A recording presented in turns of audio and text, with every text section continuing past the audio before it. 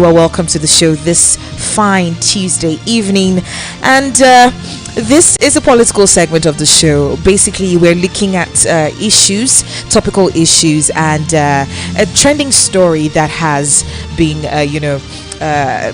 dominating the space, the political space, has been the court and Godwin Emefiele, the former CBN governor. That has been the topic of discourse this past few months. Yes. So we saw a headline. Got a headline this morning talking about the court granting Emefiele 20 million naira bail.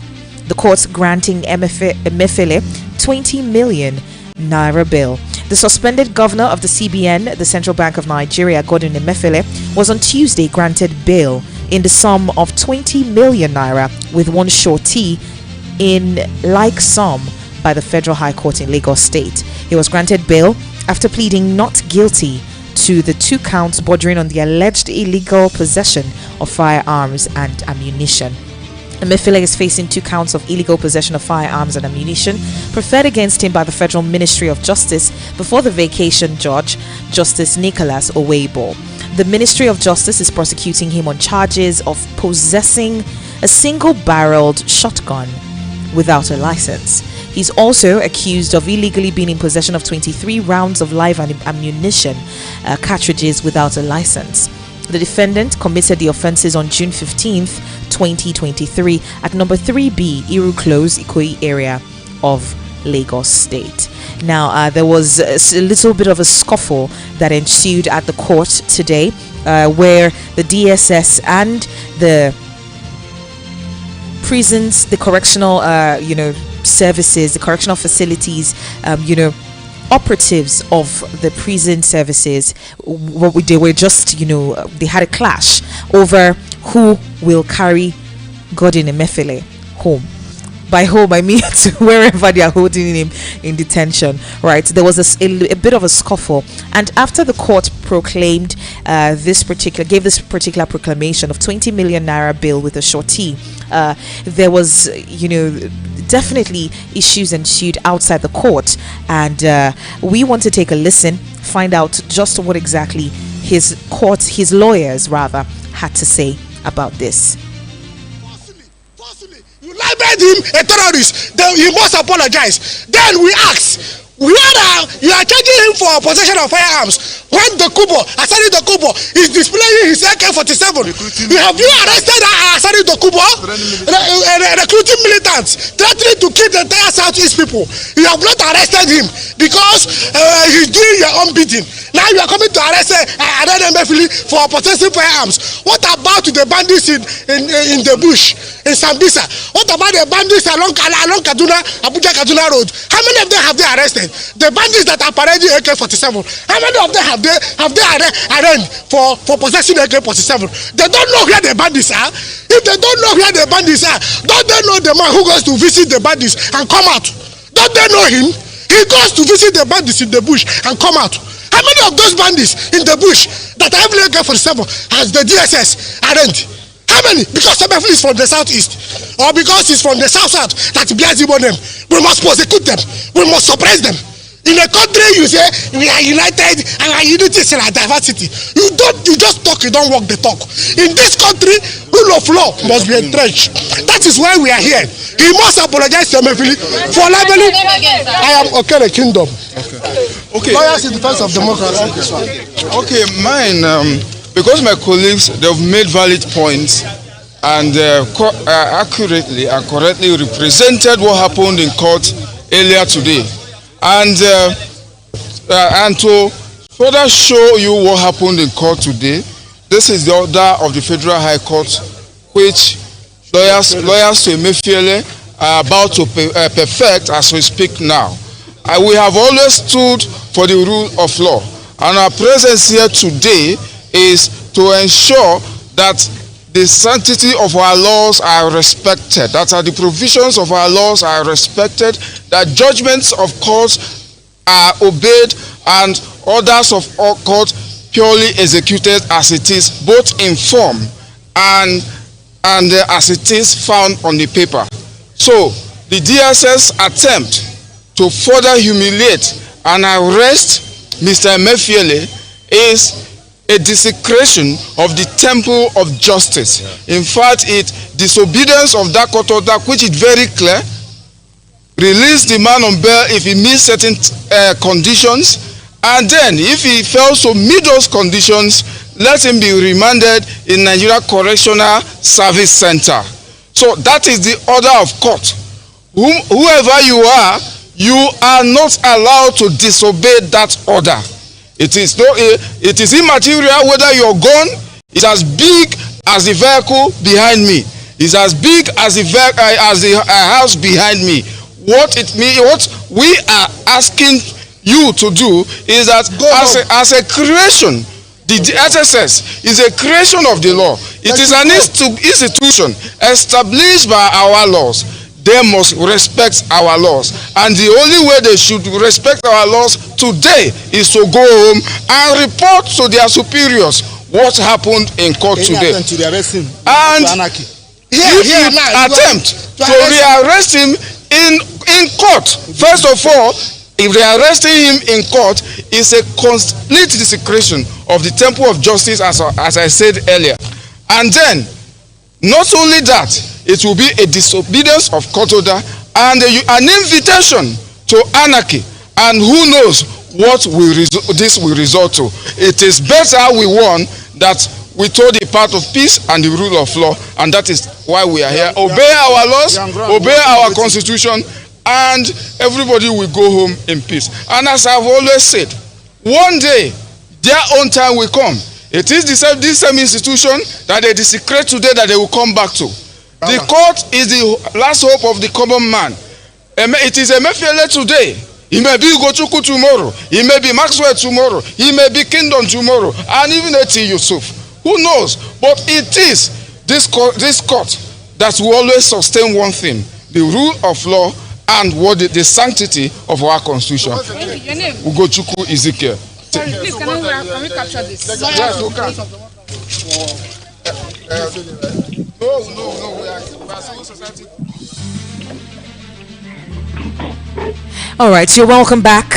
This is still the evening rush. We just heard the voice of one of the lawyers of Godwin Emefiele talking about this particular case just after the court had given its directive to grant bail, and grant a bail of 20 million naira with a shortee. And we saw the scuffle between the DSS and the prison services in who to hold custody of Godwin Emefiele. We're joined this evening by Barrister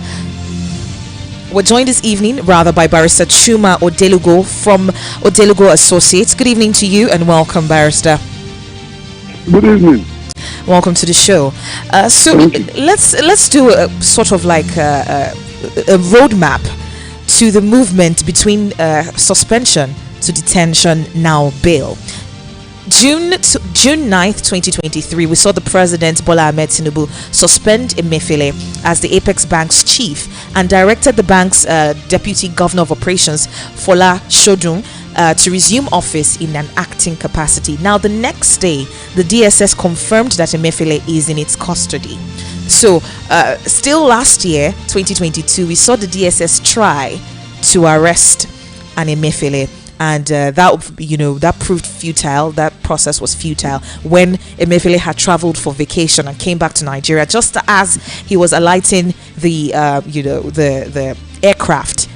They were trying to pick him up, and that was futile. Anyway, just seeing that movement between suspension and detention, it seems as though the president Bola Ahmed Tinubu has a beef with an Emefiele at this point in time. I know that that's not law related, but what exactly do you think about this before we enter into what the law says about situations like this?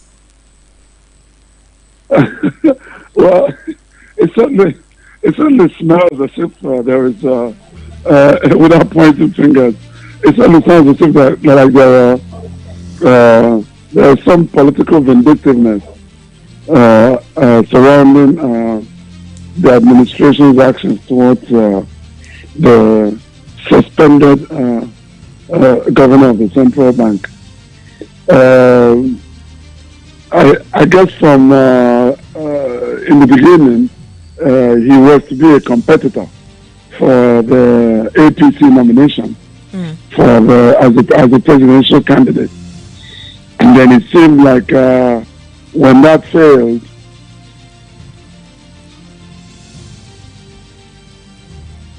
Hello, barrister. Hello, barrister. Has been an effort to undermine Tinubu's election. So, of course, three APC governors went to court and obtained an order from the Supreme Court that basically undermined the policy. And then, of course, the election was held, and the rest, as they say, is history. So we expected that all the efforts to arrest Emefiele while Buhari was still in office had something to do with financial crimes. That's what we expected. Of course, after his suspension, the following day, DSS picked him up. But you had to know, you had to suspect that there was something amiss in the actions of the DSS. Because when they tried to get a warrant for Emefiele's arrest while Buhari was still in office, it seemed like the effort was either no work. Federal High Court judge denied the application for a warrant, and of course directed the DSS to take some other action. But and the DSS itself is a funny institution. You know, you're not quite sure exactly what they are or what they're trying to do. Are they an investigative organization? Are they a prosecutorial organization? Are they a secret organization responsible for the security of the state? Are they responsible for? They even waded into NYSC controversy in Enugu gubernatorial petition. It seems like DSS is involved in so many things. But it's rather confusing what their motives are. But anyway, let me stop right there. Thank you. Okay, looking at the DSS, right, based on the law, what exactly is their jurisdiction? Because it seems very, very confusing at this point. We don't know what the DSS can and can't do, so we're a bit confused. We need to understand what the Constitution says, because you know why in Nigeria every single thing falls to the 1999 Constitution as amended. So we need to understand what the Constitution is saying about the power of the DSS at this point. Well, the DSS is not a creation of the Constitution. The DSS is a creation, is a department under the presidency.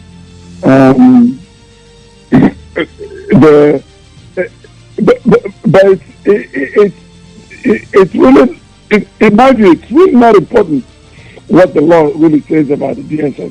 The fact is that the DSS operates in such a confusing manner and completely out of the understanding of myself or most lawyers that I know of. We don't know exactly what the DSS is supposed to be doing. And see, over the years, particularly during the Buhari years, it seems like they've gotten worse and worse and worse. Their specialty appears to be administrative detention. That is, detentions without trial, detentions without limits, detentions outside extrajudicial detention, detentions without regard to what the court of law says. That's really what their specialty is. But you see, the DSS also has the former chairman of the EFCC in their custody. Now, I fail to understand if you say the DSS is responsible for the security of the state. What does detaining the former chairman of the EFCC have to do with the security of the state? Now, if you say that the DSS is responsible for securing the state, how is the suspended civilian governor detaining him and being forced to bring charges against him have to do with securing the state? And then, of course, we expected financial charges, but of course, DSS isn't capable of formulating financial charges. I doubt that they have the competence or the wherewithal to even put together credible criminal charges against Emefiele. Of course, they came up with gun charges, but they found a pistol in his house. It's almost comical now.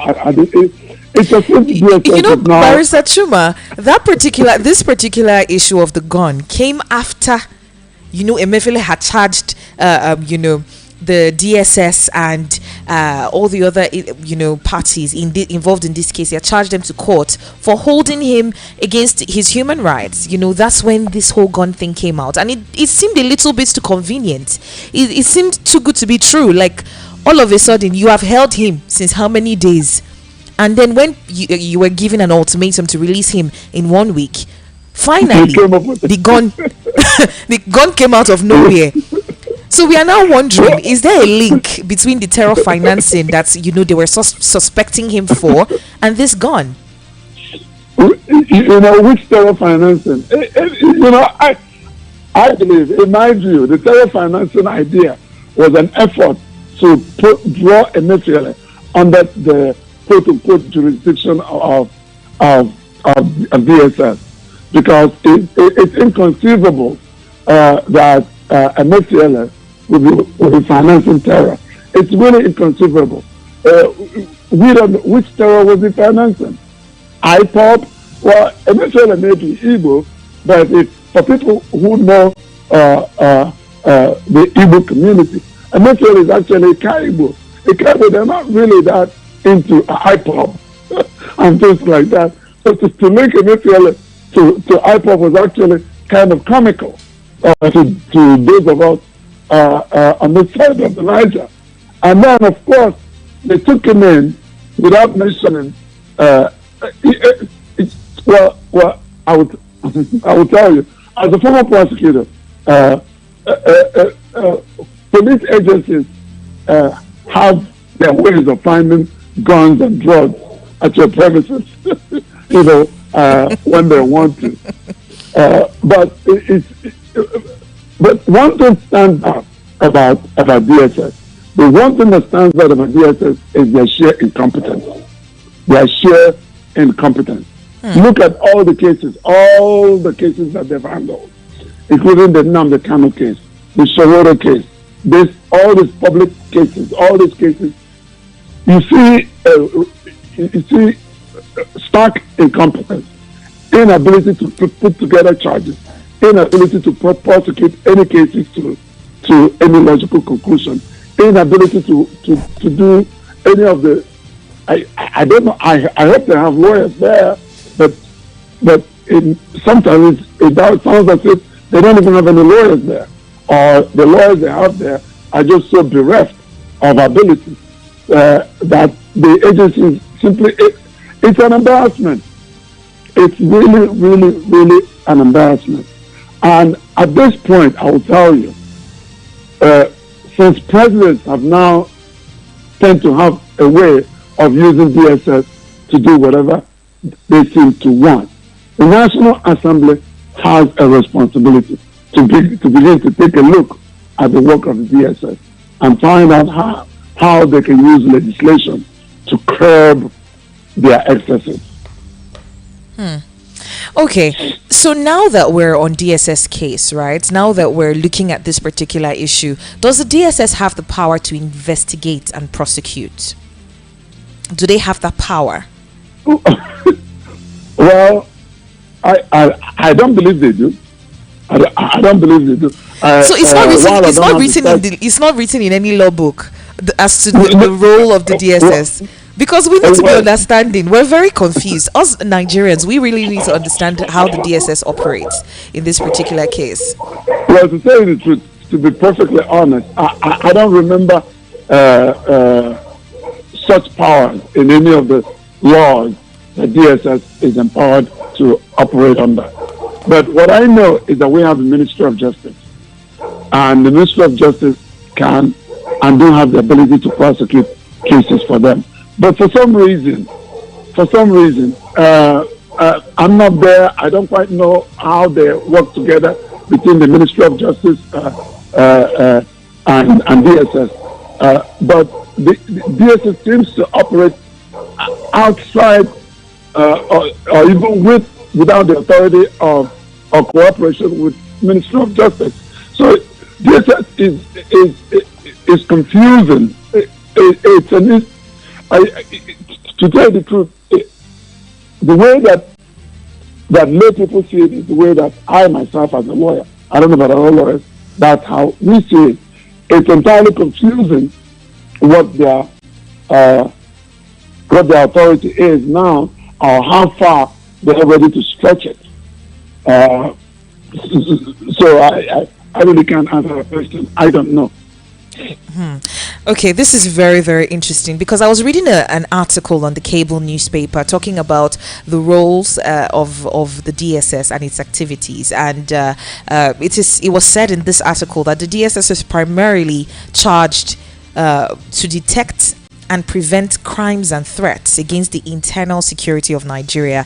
That's one. And then number two, they are charged to undertake any other responsibility assigned to them by the president and the commander-in-chief. So this is a bit I don't know how to say this in a way to not sound worried, because it's a bit of a worrying situation, because if you have an agency who is solely under the I don't know what to call it now, the responsibility of the president, who takes excuse me, who takes command from the president, that means that whatever the president wants done will be done. Yes, but also you know that the office of the Attorney General is the creation of the Constitution, and the office of the Attorney General has specific responsibilities, and those specific responsibilities are listed in the Constitution. And the president cannot very well snatch any of those responsibilities from the office of the Attorney General to hand over to the DSS. So the two clauses that you read, the first one being state security, the second one being any other responsibility or assignment that the president gives them, cannot stretch to the powers or authorities of the Attorney General under Section 174. Cannot, because those powers are constitutional and reside solely with the Attorney General. So I don't see where under those two clauses that DSS can begin to exercise any powers of the Attorney General under the Constitution, and the president cannot give it to them, and they can snatch it. Now, whether the Attorney General can delegate them to prosecute cases in the form of fiat is something that I don't know. I don't know how they interact internally between the two agencies. Okay, moving away from law for a bit, what exactly do you think about this particular situation where some people are now beginning to think that there's sort of like a tribalistic connotation to this particular arrest? Seems like it's a witch hunt at this point in time. What do you think about this?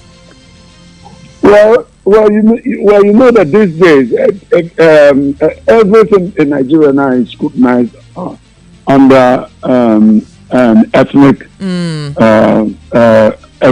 under ethnic coloration, almost everything now. So and this whole thing started during the Buhari years. There's this perception that a particular ethnic group is under fire. So everything that involves them is scrutinized. Now, I'm not being of that particular ethnic group. I don't want to call ourselves victims, but it seems that when you get on social media, whenever something involves my ethnic group, whether it's P2B phenomenon or whether it's Emefiele or whether it's a young lady that cheated on her jam, it seems to attract a lot of ethnic scrutiny. But when someone of another ethnic group, say perhaps in the north, in the west, and now even in the south, does something, a different standard seems to apply. Now you look at, but the strange thing for us who are Igbo, the strange thing for us is that Emefiele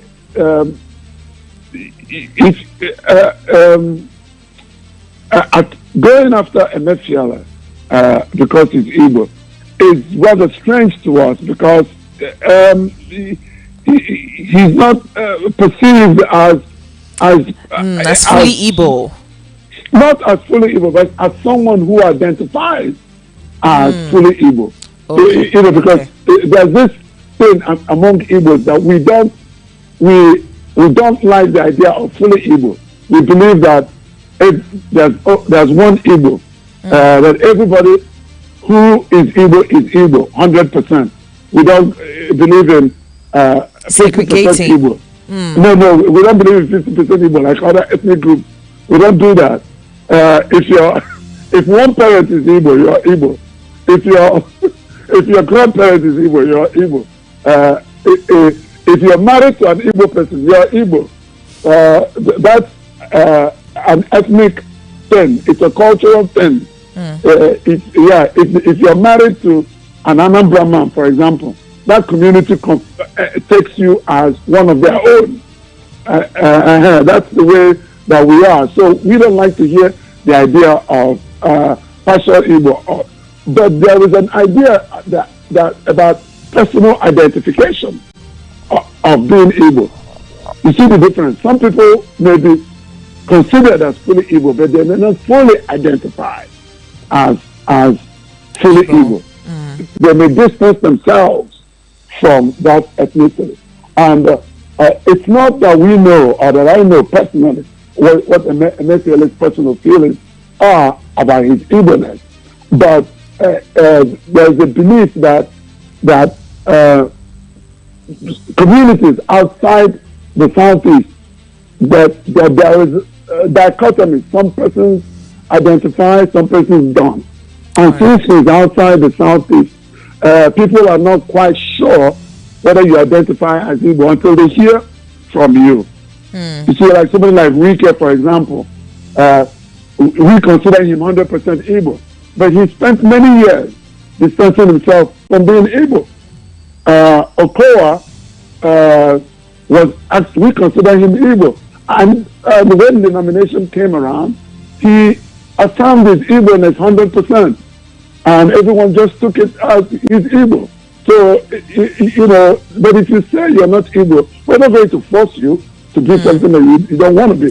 Exactly. So, using Emefiele to get at the Igbo is rather strange because we don't know if he's someone that identifies as Igbo. Personally as Igbo. Exactly. Okay. Exactly. Wrapping up this conversation, we're seeing, after the court granted Emefiele bail, we saw a scuffle between the DSS and the prison services, an officer of the prison services, as to who gets custody of Emefiele. Can you explain what that would look like ordinarily? Like if, okay, the DSS has taken someone to court, the court has given their proclamation of bail, what exactly is ordinarily supposed to ensue? Well, ordinarily in this case, this is no different from what obtains every day across magistrate courts where most crimes are prosecuted, where the police will bring what we call an overnight case. They will bring the case to before the magistrate, and the person is arraigned, and the person enters a plea, usually of not guilty, and the judge grants bail, listed bail terms, and remanding the individual to prison custody. And in this Emefiele case, as I read in the papers, the judge was specific in saying prison custody. Now, ordinarily that means that when the case was over, that prison officials would take custody of Emefiele and take him to prison. Of course, most people prefer to be in custody of prison. You get more freedom, you can deal with more people, you can talk to people, you can be in the population and get, things, as opposed to detention. Than being in DSS custody. But despite the fact that the judge specified that the man was supposed to be in prison custody, the DSS began to fight outside the court building, literally fight to take the man in violation of a specific order of the court, to fight to take him into custody. Now, that leads me to thinking that, given the liberal bail conditions that the court imposed, which are quite liberal, 20 million now, Emefiele has far more than that, and some other things. Emefiele has enough connections and enough money to be out of custody by tomorrow. Given those liberal terms, it's doubtful, and given the conduct of DSS outside the court building today, it is doubtful that the DSS will comply with the bail conditions to release Emefiele once he satisfies those bail terms. It is extremely doubtful. Is there something the court can do if the court gives a proclamation and says, leave this person in the hands of the prison, in the hands of the correctional facilities staff, right? In this particular situation, if they say, okay, leave it to the prison, leave this person in the prison, right? What exactly, and then the DSS flouts that rule, that order, right? What exactly can the court do? Well, what will happen is the council will return to court and make an application. There could be contempt, but I'm not sure that judges will go to the contempt route this early. The council can bring the matter up, and again, particularly if after satisfying the bail terms he's not released, council will probably return to court and state that the DSS is in violation of a specific condition, bail condition, that Emefiele be in the custody of the prison. Council will have to go back to court. I think consent is an option, but I don't think that they'll go that route. I think it's too early. I think it's too early at this point to do that. But then look at the Nnamdi Kanu case. Look at that issue. There's a specific order that he be released, and it's still not been released. So after after all the grammar, we don't know what DSS says. The DSS is a law to its own self, but we have no idea what they're going to do. All right. Thank you so much, Barrister Chuba, for having a conversation with us this evening. It's been most insightful. Thank you. Thank you. Thank you. All right. This has been a wonderful conversation. Do you know you can join the conversation, right? Send me a message or call me up on 0700 961 961. Let's know what you think about this particular line of discourse. The DSS has been asked by the court to release Emefiele on bail terms, 20 million naira and a shorty as well. So looking at that particular situation, we saw the DSS struggle to take back Emefiele back into their custody. This was after the court had given its own proclamation as well. So there's been a lot of it's been an upheaval at this point. So I want to know what you think about this. 0700 961 961. I'll take that again. Yes, the number is correct. 0700 961 961. Send a WhatsApp message as well if you are busy or whatever the case may be. You can reach us on that particular line. Hello, good evening to you. Good evening, Madam Speaker. Please, off your radio. Off it. My radio. Hey, I don't know why I'm getting a feedback. I don't even have this from my side at all. I was listening to you through earpiece on my other phone, so I don't know if it should be from your side. No. Is the radio on your other phone? Is it on? Let me call you back. Adewumi, if the radio on your other phone is on, turn it off. If not, I'll still get the feedback. Okay, before you call, turn off the radio so that I will hear you clearly. All right, if you're using another phone to listen, then you would want to turn off that radio. Hello. Hello, Madam Speaker. You're welcome back. Thank you, Olajide from Rufai. Honestly, if you have allowed us to talk when you get your thing online, honestly, but so far so good. Madam Speaker, I think the trajectory your guest speaker went didn't go as a nation. He went as far saying that everything about Igbo is something from Mao, and which is not true. Somehow. Where was Barrister Schumer when that former NSA was detained for more than 3 years by President Muhammadu Buhari? Is that man from South East? No. He was trying to explain now. Shebi, he also gave Bauer as an example. I'm hearing you. So the Emefiele is he from South East? Emefiele is not from South East, for God's sake. But Mr. Schumer should not consider. He's not want to tell me that I should know that Emefiele is not of the East, from the South. He is not to tell me. Wait, calm down first. Calm down. Wait. There was a silent question you asked our guest. That what is the duty for the DSS has power to prosecute. The banker said that he didn't know as a lawyer publicly on radio. He was telling you that he didn't know whether DSS have the power to prosecute or not. Oh yeah, wait first. I'm going to cut the call, then I'll say what I want to say, then you will call me back. Okay. So Barrister Chuma said, right, when I asked him about the whole Igbo thing, he said that he doesn't believe that this particular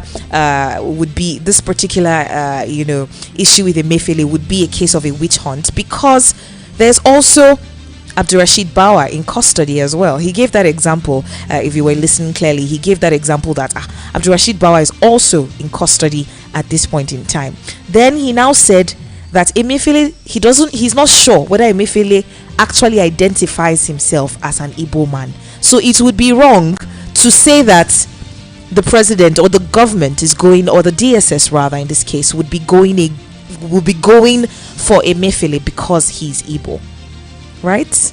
He was just giving an example that because of the elections, because of all that has transpired, especially during the Buhari's administration, there was that dichotomy. There was that rich in love or in trust as different ethnic groups here in Nigeria, and because of that, that's why there's that ethnic connotation, coloration to different issues as they occur.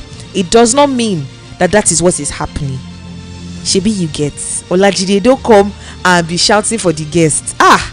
So this is how, if I had my guest on air, this is what you will be saying to him. Please, okay.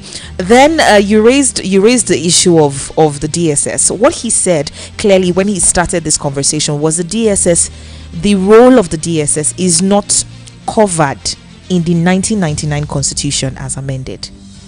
So you'd be hard pressed to find a lawyer who can really tell you the role of the DSS, because it is not covered in the Constitution. And if lawyers are talking, they'll be talking based on the Constitution. That's why he said what he said. Lord. 0700 010 961 961. That's the number to call to join the conversation. 0700 010 961 961. Let's know what you think about this line of discourse this evening. It's about 7:24. We'll take a break at 7:30, and then when we come back, we'll be looking at the other side of the evening rush, which is the part where we step it down a notch and have other conversations. Hello, Alajide. Thank you. I'm back, Madam Speaker. I will never go beyond my boundary. I'm passionate about this country. Are you getting it? And each time I hear this discordant tone against our connectivity of being a nation, I'm not always happy. Okay, let's go back to your question. Today, DSS took Emefiele to court. Are you getting it? Then, don't forget that Emefiele is in the custody of DSS. If he's taken to court, I try to find it. How did the correctional district get to court? He was not brought from the correctional center. The man was brought from DSS custody. How did the correctional center know that the man will be bailed and it will be given to them? That is one question we need to answer. Secondly, don't forget that the DSS, I will tell you, what the Barrister could not tell, I will tell you now. The DSS has every right, every power constitutionally to arrest, to detain. Whatever I say, take it now, Madam Speaker. I'm telling you constitutional role of DSS. I'm not the one that wrote it. It was written constitutionally. That's what I'm trying to tell you. That's why I say our Barrister failed to know that. Constitutionally, DSS have every right to arrest, to detain, to prosecute, to take you before court. If our Barrister didn't know, let him know that one. It is fact. Secondly, the DSS has every right to rearrest. Put me anywhere. I am not backing anybody, but you know when you interview some people before our Barrister, what they were trying to say is to wake up a crisis sentiment that because the man is an Igbo man, forgetting that there is rule of law that we are all craving for. In the purview of DSS, they still have every right to rearrest the man, even though he was granted bail. Open anywhere, check it. You can see there is your work, Madam Speaker, as a journalist. Find it out. Olajide, so according to how exactly the DSS was formed, I'm going to put off your dissent because is having a lot of feedback, right? I can't really hear you clearly. So according to the law, right, this is according to what exactly is transpiring in Nigeria. The SSS, the State Security Service, or the DSS, was established under the Decree 19 of 1986 by military President Ibrahim Badamasi Babangida after he disbanded the Nigerian Security Organization on June 5th, 1986. So this was, the SSS was a creation of a military president. Babangida, not the 1999 constitution. There's a difference. Because every single thing based on the constitution is written in the constitution. Now, the role of the SSS now, the mandate of the SSS is to protect, number one, and defend the Federal Republic of Nigeria against one, domestic threats, to uphold and enforce the criminal laws of Nigeria, and to provide leadership and criminal justice services to both the federal and state law enforcement organs. That is the role of the SSS. That's it. Now, the SSS has constantly adapted to various roles. This is due to evolving security threats in Nigeria, including counterterrorism and counterinsurgency and all of that. But that's a different conversation. But the point is, the DSS, the role of the DSS is not covered in the Constitution because it was not a creation of the Constitution. Right? If you check, you will see other agencies that were a creation of the Constitution, but the DSS isn't a creation of the Constitution. All right, Olajide, I hope that you understand this one now. All right, we need to pay some bills. We need to take a break. When we come back, it'll be the other side of the evening rush. What's hot? Looking at other headlines apart from moving away from politics, because it be like emotion. Tensions are flying all over the place. So we'll take a break. I'll be back in just a moment. This is what the DSS has done Nigeria to. See what DSS has done Nigeria to. See what DSS has done Nigeria to. See what DSS has done Nigeria to. See them. See what DSS has done Nigeria to. This is what DSS has done the country to. DSS, shame on you. Of Nigeria.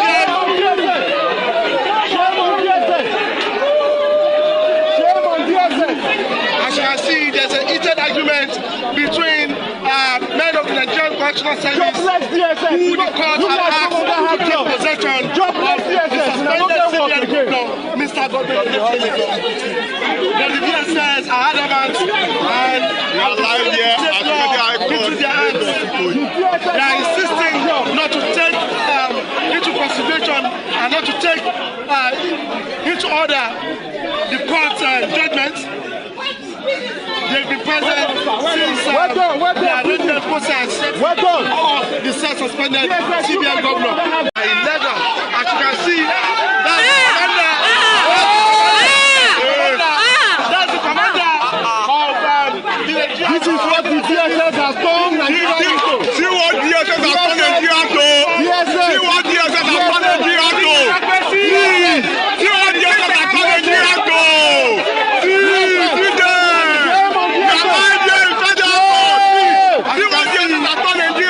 This is what DSS has done the country to. DSS, shame on you. Of Nigeria. Shame on DSS.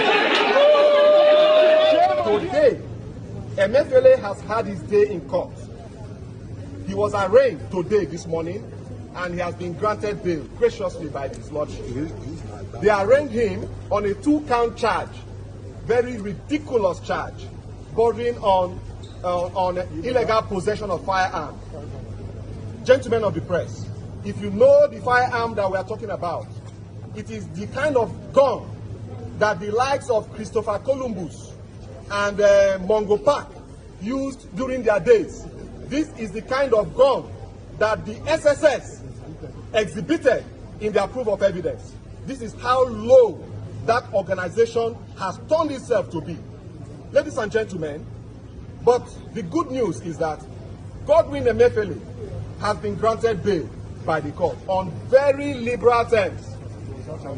Very liberal terms, and as we speak today, he's about to perfect the bail conditions.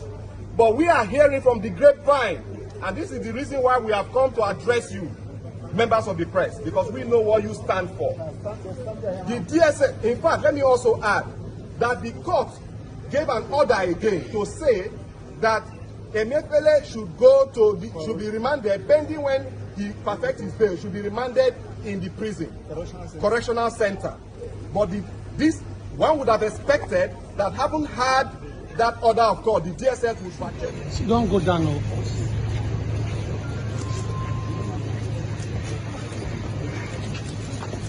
Please let me,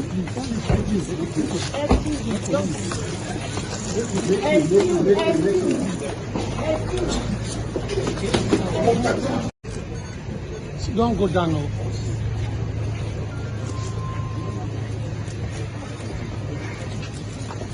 Please let me,